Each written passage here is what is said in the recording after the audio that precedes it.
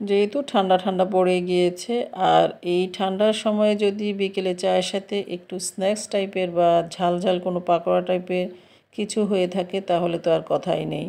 Hello viewers, আসসালামু আলাইকুম, welcome back to my channel. আজকে আমি তাই আপনাদের সাথে একটা মজার পাকোড়া রেসিপি নিয়ে হাজির হয়ে গেলাম, যেটা ঘরে থাকা সামান্য কিছু উপকরণ দিয়ে এই পাকোড়াটি বিকেলে চায়ের সাথে তৈরি করে নিতে পারেন। আর সেটি হচ্ছে বাঁধাকপির পাকোড়া।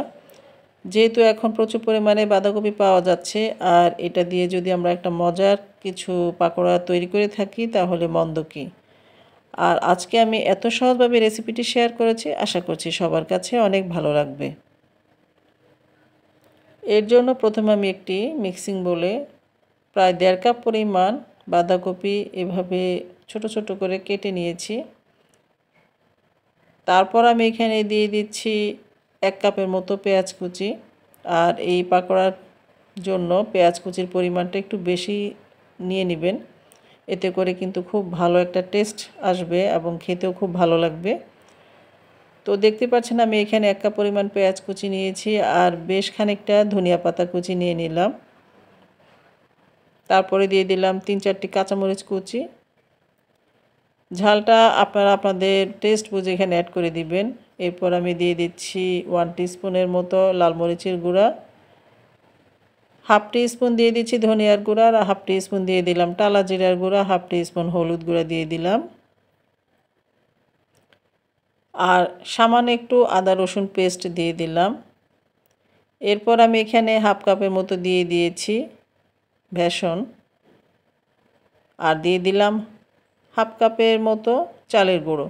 আপনারা এখানে বেসনের পরিবর্তে ময়দাও দিয়ে দিতে পারেন, আবার চালের গুঁড়োর পরিবর্তে কর্নফ্লাওয়ারটাও দিয়ে দিতে পারেন। যেহেতু সবসময় হাতের কাছে কর্নফ্লাওয়ার থাকে না, তাই যদি হাতের কাছে চালের গুঁড়া থাকে সেটাও দিয়ে দিতে পারেন। এরপর আমি সব কিছু ভালো মতো মিক্স করে নিয়ে নিয়েছি। এখন আমি এখানে যে আসল যে মেইন ইনগ্রিডিয়েন্টস সেটা হচ্ছে লবণ, যেটা না হলে কিন্তু কোনো খাবারই মানে অসম্পূর্ণ থেকে যায়। আমি সেই লবণটা দিতেই ভুলে গিয়েছি। এখন আমি এখানে 1 টিস্পুনের চেয়ে একটু কম পরিমাণে লবণটা অ্যাড করে দিলাম। দিয়ে এখন সব কিছু ভালো মতো মিক্স করে নিয়েছি।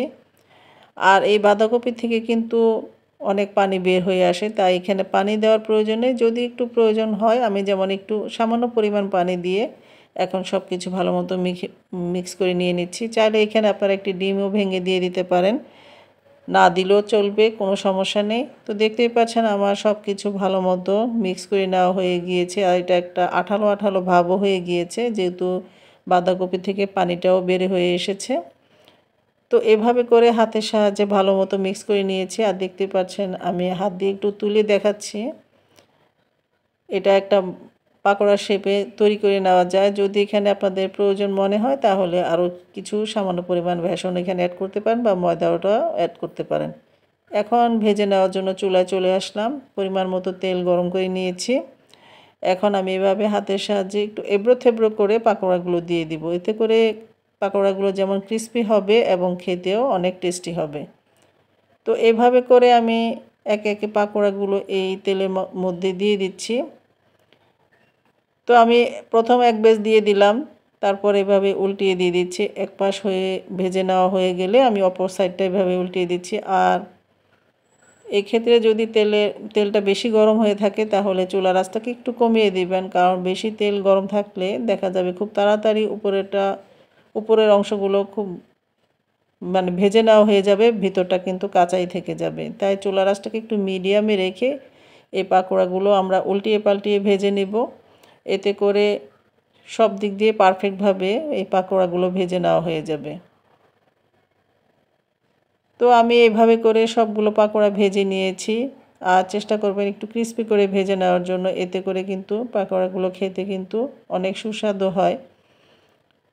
যদি নরম নরম থাকে তাহলে কিন্তু পাকোড়াগুলো খেতে কিন্তু ভালো লাগবে না। তো দেখতে পাচ্ছেন এভাবে ভেজে নিয়েছি।